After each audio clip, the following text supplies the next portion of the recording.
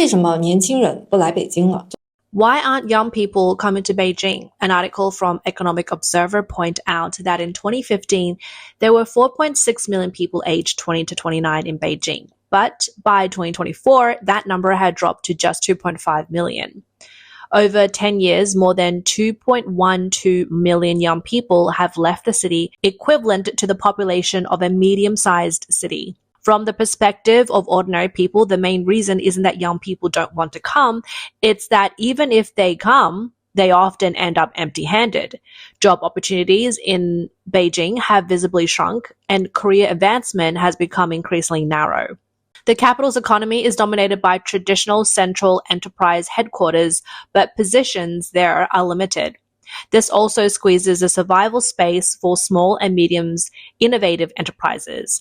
For ordinary young people, this means not only higher barriers to entrepreneurship, but also fewer opportunities to enter good companies. Graduate choices reflect the trend. In 2013, over 70% of undergraduates chose to stay in Beijing, but 2024, that number had fallen to 42%. Young people are voting with their feet. Under the combined pressure of high rent, rising living costs, and fewer job opportunities, Beijing, once seen as China's prime destination for young people chasing their dreams, is experiencing a massive talent exodus. This group had been the main force behind shopping and consumption. They pursued fashion, tried new brands, and supported the prosperity of restaurants and entertainment. When young people vote with their feet, it's not just the population that leaves, it's purchasing power, birth rates, innovation capacity, and the city's growth potential for the next 20 years. 大家好，我是班主任，这是20号周一。 Hello everyone, I am the homeroom teacher. This is the live report from April 20th, Monday at World Trade Center Mall. Many stores above have closed. On the ground floor, only Massimo Dutti and the service desk remain. Massimo Dutti and Zara over there are still open. We decided to get a drink, but Starbucks had already closed. Only Zara is left there. We checked for some clothes, but there wasn't anything. Oh, this store closed on February 9th, so we came too late. All right, we're leaving now. Beijing luxury shopping street World Trade Center Mall looks like this. Adjacent to the well-known Shanlitun and Shoushui Street, located in Beijing CBD and featuring Asia's largest LCD screen, the Dream Sky Dome, it is now quiet and deserted, a scene of desolation. Recently, netizens filmed a large shopping center outside Beijing's Second Ring Road during dinner hours, showing sparse crowds. Restaurants there have either closed or are facing severe operational pressures. It's already 7:30 now. Take a look. Behold the current state of Beijing's dining scene. Overall, the situation is far from ideal. Occupancy rates are very low, as you can see. Beijing's three most famous pedestrian streets now hardly see any local residents. First, Wangfujing Street, once a historic, bustling commercial hub and a showcase of traditional Beijing shops, has become almost tourist-focused. A few years ago, the snack street closed. Local specialties like fried scorpions, roasted cold noodles, or sesame-stuffed pancakes with squid are all gone. Locals mostly avoid the area. Second, Qianmen Street, once a network of old hutong filled with authentic Beijing snacks, has been renovated into a recreated ancient-style commercial street. Over-commercialized and low in value, it mainly attracts photo-taking visitors. Third, the most regrettable, South Luogu Lane, once a symbol of old Beijing hutong culture, now has its main street crowded with assembly line creative shops and trendy snack stores. On holidays, it's packed, but apart from nearby visitors, almost no locals are present. Today, Beijing Street are quiet. Shops stand empty, and even locals are beginning to leave the city. Foot traffic is visibly declining, and the city's desolation has been repeatedly reported by various media. In many ways, Beijing is experiencing a rare downturn and decline not seen in centuries. 你们知道商铺买不好下场有多惨吗? Look at the street behind me. I counted, it has no fewer than 200 shops. How many are actually for rent? Back in the day, even a single ground floor shop would cost 3 to 4 million RMB, stretching as far as the eye can see, and you can't even spot a single person. Years have passed, and now even using these spaces as warehouses doesn't attract anyone. Millions of RMB have gone to waste. As China's political and cultural center, Beijing relies heavily on service sector. The tertiary industry is the main economic driver. Yet, as both consumption and service demand slow, the city's commercial district are quietly losing their former prosperity. At Wang Fujing's Oriental Plaza, once a benchmark area for foreign dining and retail, foreign retailers are now steadily leaving Beijing. On March 18th, Singapore-based Bread Talk quietly closed its last store here. Having entered China in 2003 and grown to over 400 stores at its peak nationwide, it now has only about 170 remaining, mainly in Guangdong. Shortly after, Bread Talk's subsidiary Food Republic announced it would close its last Beijing location on June 15th. After this closure, only 4 outlets remain in China, all in Shanghai. Around the same period, Galeries Lafayette's Beijing Xidan store officially closed on May 27th after 13 years of operation. Luxury consumption had once been a cornerstone of Beijing's high-end shopping centers, but even this iconic French department store has opted for a strategic contraction. After the Chongqing location closed, the Beijing closure is now seen as a signal that China's luxury boom is gradually fading. The continued exit of established foreign brands is not an isolated case. It reflects cooling domestic demand and foreign companies adjusting their strategies. Recently, Beijing blogger Anxious Croquette posted a live video showing the current state of New Times Plaza, a shopping center located between the 2nd and 3rd ring roads. It was dinner time, yet the mall was sparsely populated. Most restaurants were nearly empty and many stores had already closed. Even where meals were affordable, around 30 to 40 RMB per set, customers were few. The blogger noted that this shopping center fared much better before the COVID-19 pandemic, but foot traffic has declined sharply since. Many advertising spaces are now inactive and some floors feel empty and desolate. Apart from a few visitors to children's training centers and the cinema, business of other tenants is generally weak. The blogger lamented that it took only 7 to 8 years for prosperity to turn into decline. Many commercial complexes in Beijing face similar challenges, with both mall stores and street-level shops under immense operational pressure. Recently, Beijing Street have witnessed a subtle policy shift. The street life vibrancy that was once strictly controlled, the street stall economy, is re-emerging in a low-key regulated form. Blogger Anxious Croquette observes that from empty malls and closed restaurants to expanding night markets and a surge in street vendors, the changes reflect more than just shift in consumer habits. They also indicate that China's economy, under pressures from real estate adjustments, weak domestic demand, and employment challenges, is undergoing a deep structural transformation. With real estate, internet, and education sector continue to face pressure, large-scale layoffs have occurred. Many workers are forced to turn to lower-barrier flexible employment, including starting street stalls. Due to severe population outflow and declining consumption in Beijing, even low-barrier street vending has become difficult. On a typical street with 10 stalls, 8 sell sausages. On a good day, they might earn a few dozen yuan, which isn't enough for rent, and city inspectors could confiscate everything. What once served as a buffer through flexible employment is now often a reluctant choice. 我发现啊，现在在北京挣点钱真的太难了。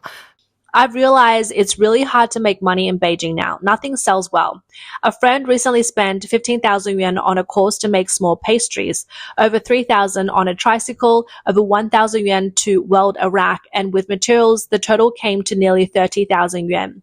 On the first day, he sold just over 300 yuan. The second day, only a few dozen. The third day, he shaved his head, and on the fourth day, he made over 3,000 yuan in one afternoon because he sold the tricycle.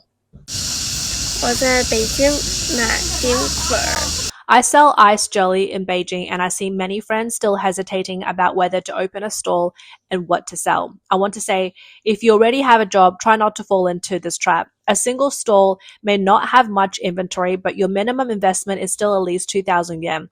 And with this year's market conditions, the entire market is difficult. Many nearby night markets struggle. Without a prime location with high foot traffic, you can't even break even. According to incomplete statistics from Beijing Youth Daily, in May alone, there were over 20 different types of market events in Beijing. Street vendors, officially classified as flexible employment, have suddenly increased and the group is becoming younger. At the Shuangqiao subway station in Beijing around 7 p.m., crowds flow from the direction of the Communication University of China, while office buildings and residential communities in the Tongzhou subcenter on the east side provide a natural stream of potential customers. This spot is considered a prime stall location. Although there are many people, most visitors only browse without buying, creating a stark contrast between the bustling crowd and the nearby empty stalls. Recently, a Chinese reporter interviewed Guo, a sausage vendor. When asked how business was, Guo sighed while flipping the sausages. 3 yuan each, just enough for a little pocket money. It's worse after the pandemic. Selling 50 in a day used to be the peak. Now even 20 is difficult. The chili powder is freshly ground. It's such a waste. Adding to the frustration, he feels uneasy recalling scenes of city inspectors overturning stalls and beating vendors. He worries that if he follows a trend and sets up a stall now, what would happen if policy changed and his stall is shut down? Guo said, "Don't set up before 7. Once a small white car stops, I have to ride my tricycle through the alleys, like playing hide and seek. The capital has so many rules, we have to comply." Not far away, a popular squid stall run by a couple who came to Beijing 17 years ago is piled with bags of ingredients. They used to sell over 700 portions at night. Now even selling 100 is a struggle. Young people hesitate to eat much, leaving mostly middle-aged customers picking and choosing. The grilled cold noodles vendor lamented. Before, Didi drivers would stop by for late night snacks. Now the traffic never stops. I used to go through 4 bottles of vinegar in a day, but now I can't even finish one. The spicy hot pot vendor packed up early in the quiet. Men don't like it. It's expensive and not filling. A young cold bean jelly stall owner stated in a video, "In such a small area, there are 7 stalls selling cold bean jelly or cold noodles. Competition is fierce." The accounts from these vendors paint a picture of the hardship of grassroots survival. This is not the earn hundreds a day ease often imagined. It's a struggle just to get by. A guerrilla-style fight where city inspectors could evict you at any moment. Competition is fierce, average spending per customer is low, and even dense crowds rarely translate into actual purchases. As China's political center, Beijing has long been required to maintain order and uphold the city's image. Expelling lower-income population and strictly regulating mobile vendors was the standard approach. Today, practical pressures have caused cracks in this enforcement. The term street stall economy gained attention around 2020 after the ex-premier Li Keqiang promoted it. He saw it as a way to maintain everyday vibrancy, stabilize employment, and help lower-income citizens survive, especially during the pandemic. By activating local vitality at minimal cost, some areas briefly relaxed restrictions, but a systemic resistance and policy tightening soon followed. As the capital, Beijing responded with strict enforcement. 6 years later, reality has broken. Through some of these bans, the increasingly difficult lives of grassroots citizens have forced limited policy adjustments.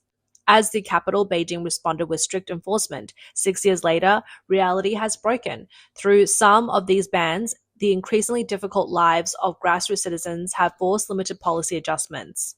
Stepping outside, it's easier to see that night markets are growing and the stalls are becoming trendier. Some joke that young people, tired of the 996 overwork culture and earning meager pay and turning to street vending for competition. But while vending offers freedom, it's far harder than regular work and more exhausting. Recently, a mother tried vending after months of job search anxiety to supplement her household income. After 3 months, she had to quit. In her view, cutting losses in time was the best decision. 今天我想跟大家分享一下，就是我摆摊半个月的一个收获。